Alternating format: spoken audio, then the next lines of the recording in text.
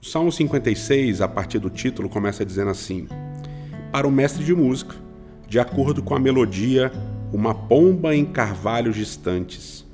Poema epigráfico davídico, quando os filisteus prenderam Davi em Gate. Verso 1: tem misericórdia de mim, ó Deus, pois os homens me pressionam. O tempo todo me atacam e me oprimem. Os meus inimigos pressionam-me sem parar. Muitos atacam-me arrogantemente. Mas eu, quando estiver com medo, confiarei em ti. Em Deus, cuja palavra eu louvo, em Deus eu confio e não temerei. Que poderá fazer-me o simples mortal? Esse salmo tem algumas considerações interessantes. A primeira delas é essa expressão melódica, dizendo salmo com melodia, uma pomba em carvalhos distantes, que é a expressão hebraica rehukim. Essa expressão ela não tem uma tradução muito específica, mas tem a ver com esse cântico, sei lá, com sons de pomba, alguma coisa desse tipo, lembrando um pouquinho do salmo anterior, dessa ideia da pomba que foge para as rochas.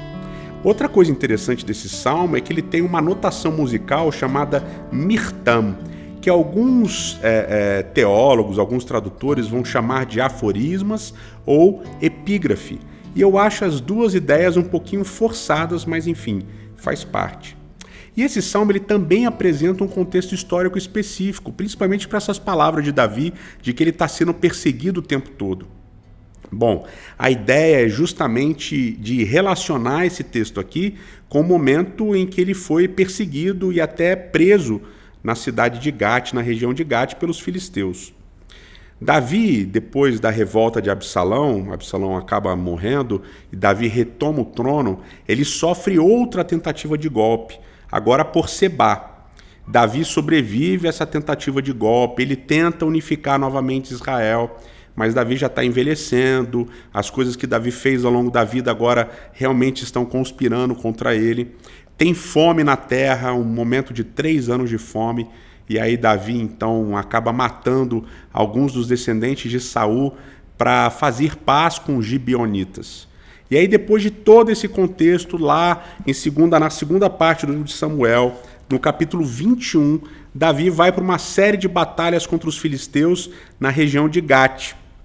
E no meio dessas batalhas, em determinado momento, Davi ele acaba quase morrendo na mão de um dos soldados filisteus. E ele é salvo por um dos seus valentes.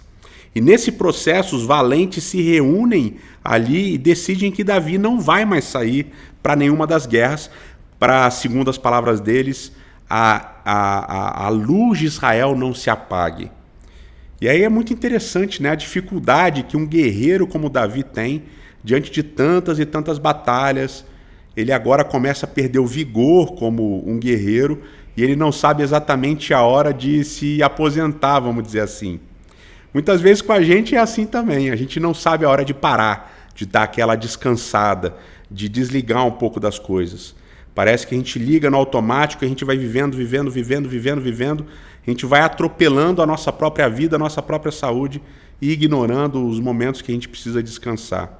É interessante que o contexto desse salmo de várias perseguições é também um contexto de falta de descanso, de falta de parar para dar aquela respirada no meio das dificuldades que a vida foi apresentando para Davi. E com a gente também é assim. No meio de tantas coisas que vão atropelando a nossa vida, a gente precisa parar para respirar e descansar também.